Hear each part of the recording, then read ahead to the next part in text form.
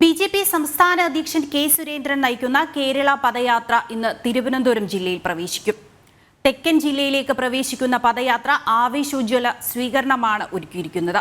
25,000-ഓളം പ്രവർത്തകരെ അണിനിരത്തിക്കൊണ്ട് നടത്തുന്ന പദയാത്രയുടെ ഉദ്ഘാടന വേദിയിൽ 1000 പേർക്ക് സംസ്ഥാന അധ്യക്ഷൻ കെ. സുരേന്ദ്രൻ ബി.ജെ.പിയിലേക്ക് പ്രാഥമിക അംഗത്വം നൽകും.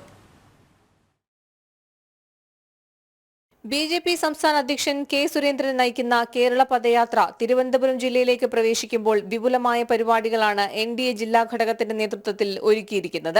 രാവിലെ 7 മണിക്ക് വർക്കല ശിവഗിരി മഠത്തിലെ സന്യാസി വര്യന്മാർക്കൊപ്പം പ്രഭാത ഭക്ഷണം. തുടർന്ന് കിളിമാനൂർ ഫ്രണ്ട് ഭീകരരുടെ ആക്രമണത്തിൽ കൊല്ലപ്പെട്ട ബലിദാനി സുനിൽകുമാറിന്റെ ഭവനം സന്ദർശിക്കും. വൈകുന്നേരം 3 മണിക്ക് മാമം മൈതാനത്ത് പദയാത്രയുടെ ഉദ്ഘാടനവും വിവിധ രാഷ്ട്രീയ പാർട്ടിയിൽ നിന്നും ബി.ജെ.പിയിലെത്തിയവർക്കുൾപ്പെടെ 1000 പേർക്ക് പ്രാഥമിക അംഗത്വവും നൽകുമെന്ന് ബി.ജെ.പി. സംസ്ഥാന സെക്രട്ടറി അഡ്വക്കേറ്റ് എസ്. സുരേഷ് അറിയിച്ചു.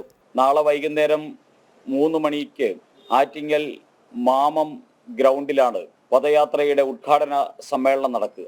ആ ഉദ്ഘാടന സമ്മേളനത്തിൽ ആറ്റിങ്ങൽ പാർലമെന്റിലെ പ്രമുഖ വ്യക്തിത്വങ്ങൾ ഒരുമിച്ച് അണിനിരക്കും എന്നതിലുപരി 1000-ഓളം വരുന്ന പുതിയ അംഗങ്ങൾ നാളെ ആറ്റിങ്ങൽ ആ മാമം ഗ്രൗണ്ടിൽ നടക്കുന്ന പരിപാടിയിൽ വെച്ച് ബി.ജെ.പിയിൽ അംഗത്വമെടുക്കും.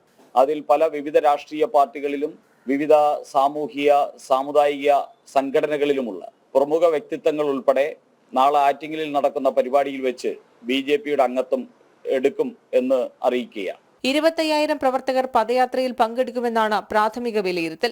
ആറ്റിങ്ങൽ മണ്ഡലത്തിൽ വിദേശകാര്യ സഹമന്ത്രി വി. മുരളീധരന്റെ നേതൃത്വത്തിൽ നിരവധി വികസന പ്രവർത്തനങ്ങളാണ് നടന്നുവരുന്നത്. അതിനാൽ തന്നെ പദയാത്ര ആറ്റിങ്ങൽ മണ്ഡലത്തിലെ സമ്മതിദായകർ ഹൃദയത്തോട് ചേർക്കും. ജനം, തിരുവനന്തപുരം.